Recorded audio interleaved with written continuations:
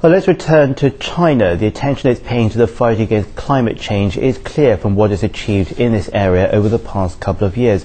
My colleague Guan Xin takes a closer look at what it's done so far. In June 2007, China took the lead among developing countries to map out a plan to cope with climate change. The guidelines specified basic direction, principles, and concrete measures. As of the end of November this year, all provincial governments had worked out their own plans and have been putting them into practice. We have done a lot of work to promote a low-carbon economy. First, we stepped up industrial and economic restructuring, expanded the service industry, and upgraded our economic and industrial structures. In recent years, we have also put a great deal of efforts into eliminating obsolete production capacity.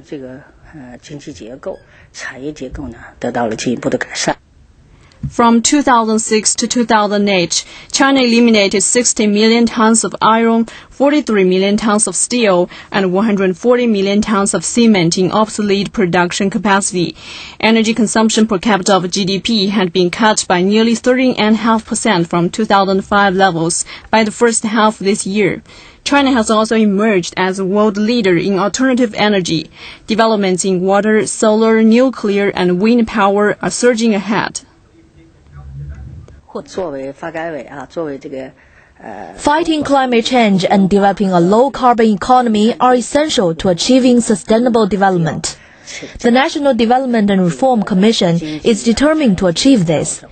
We will step up economic and industrial restructuring, adjust our economic growth model to ensure that the economy and society develops with relatively low carbon emissions.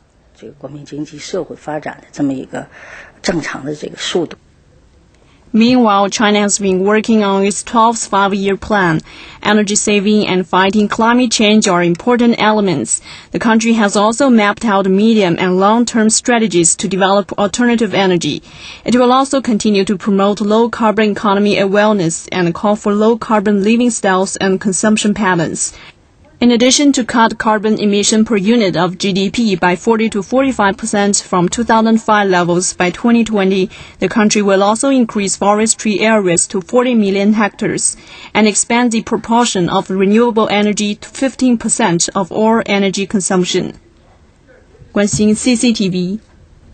Well, the Chinese government has decreed that by 2020 the country will cut its per-unit GDP carbon dioxide emissions by between 40 to 45% compared to levels seen just 4 years ago. A low-carbon lifestyle is quickly becoming a mass trend in this fast-developing nation. Scott Pruitt brings us more details. Zuo Junyi is a white-collar professional in Beijing. She has been living a low-carbon lifestyle for over a year. Now she is in the habit of calculating her carbon emissions every day. In order to reduce more emissions, Zuo invented her own ways.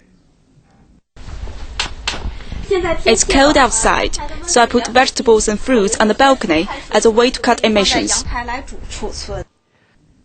Like Zuo Junyi, Chinese in all walks of life have become used to low-carbon lifestyles.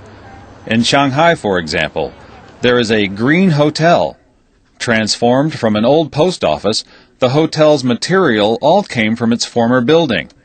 At the reception desk, a computer can calculate carbon emissions during each guest's journey.